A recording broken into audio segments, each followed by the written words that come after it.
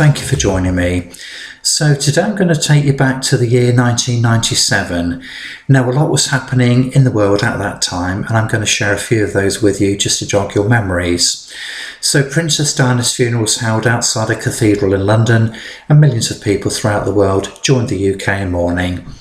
A week later, Mother Teresa of Calcutta died of heart failure, and she was subsequently canonised in 2016 and made a saint. Now in 1997, England also handed back its former colony Hong Kong to China. It had ruled Hong Kong as a colony for over 150 years, and I bet the Chinese could not believe their good fortune. So during this time, scientists had also been working very hard in their laboratories at the Roslin Institute in Scotland, and the fruits of their labour eventually paid off when during this year they successfully cloned a Dolly the sheep, the first ever cloning of a mammal, at least to our knowledge.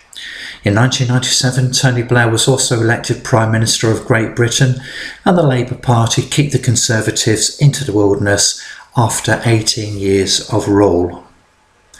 And finally, whilst most of the population were either crying into their handkerchiefs or lusting after Leonardo DiCaprio, whilst the film Titanic smashed all previous box office records and bagged over $1 billion and 13 Academy Awards, I was lusting after one of these poppies, the Star Trek card from the Bank of Scotland.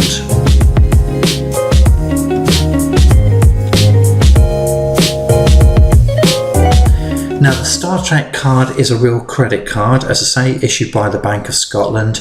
Few people knew of its existence at that time, and even fewer had actually ever seen one.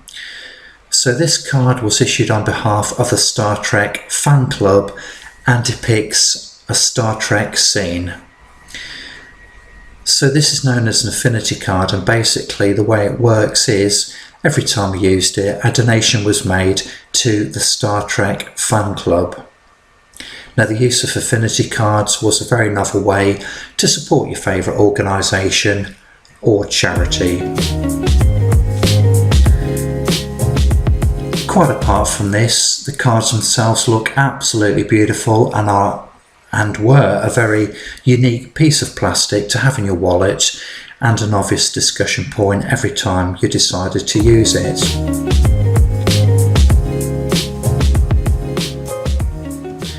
However, unless you used your cards wisely and paid off your bill at the end of every month, this card, like many other credit cards, would prove to be a very expensive way of funding your purchases due to the excessive APRs and the cost structuring rates.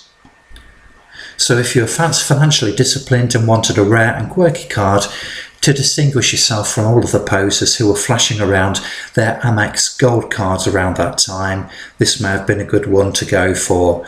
And as you can see, the card in front of you is very, very rare indeed, because it bears the initials of one of our favourite Star Trek characters, Mr Spock.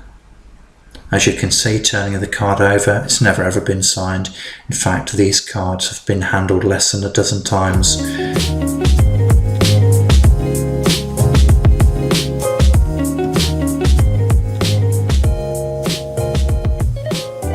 Now these cards have long since been discontinued and are no longer in circulation. So unless you have the good fortune to already own these cards, then you won't ever see them again unless it's on the internet or Google Images, something of that nature. Due to the fact that all of these cards are complete sets, in other words, they come with their complete with their original envelopes in which they were dispatched from the factory, all of the promotional material, unopened pins, and obviously the cards themselves, which have never been used.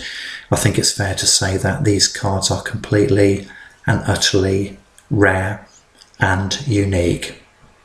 And approximately 1/3 of this collection has never actually been opened. It remains in their original unopened envelopes, so unless you were to x-ray these, you would never ever know what was inside those envelopes. Thank you for watching.